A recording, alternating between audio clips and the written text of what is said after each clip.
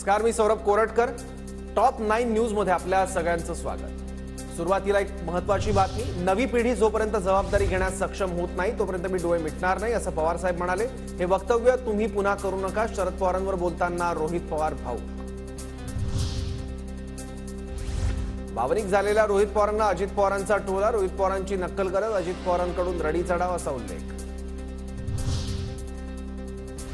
अजितदारांना हृदय नाही, त्याला आम्ही काय करणार? लहानपणापासून ज्यांनी सांभाळलं त्यांना सोडून गेले। रोहित पवारांचा अजितदारांवर पलटवार। मतदानासाठी गरिबांना 3,500 तर श्रीमंतांना 5,000 रुपयांचं वाटप। रोहित पवारांचा गंभीर आरोप।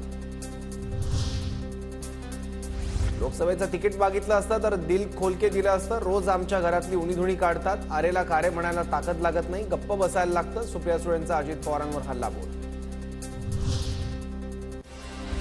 काही जण म्हणतात संसदेत गेल्यावर अजितदारा पर्स घेणार का? तुमचे पती सरांसोळी पर्स घेऊन बसतात का? खूप बोलता येतं पण आपलेच आहेत म्हणून बोलत नाही। अजित पवारांचा सुप्रिया सुळेंवर निशाणा।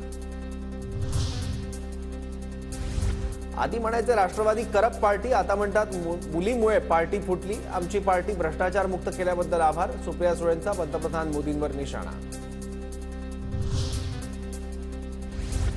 एवढंच सांगतो, तुमचा निर्णय बारामतीच्या हिताचा असेल। जोपर्यंत आपण सगळे एक आहोत तोवर बारामतीकरांना कुणी धक्का लावू शकत नाही। सांगता सभेत शरद पवारांचं वक्तव्य।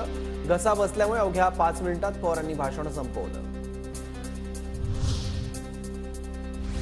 सत्तेचा माज दाखवून कोणी दमदाटी करत असेल तर हा शरद पवार तुमच्यासोबत आहे। काही लोक सहकार्य केलं तर शेतीला पाणी देणार म्हणतात। शेतीचं पाणी तुमच्या बापजाऱ्याची इष्टेत नाही।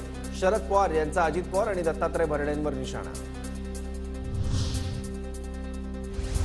ज्या शाळेत शिकतो त्या शाळेचा मी हेडमास्टर। काही जण पहिल्यांदा आमदार झाले तरी इतकी वटवट करायला लागले।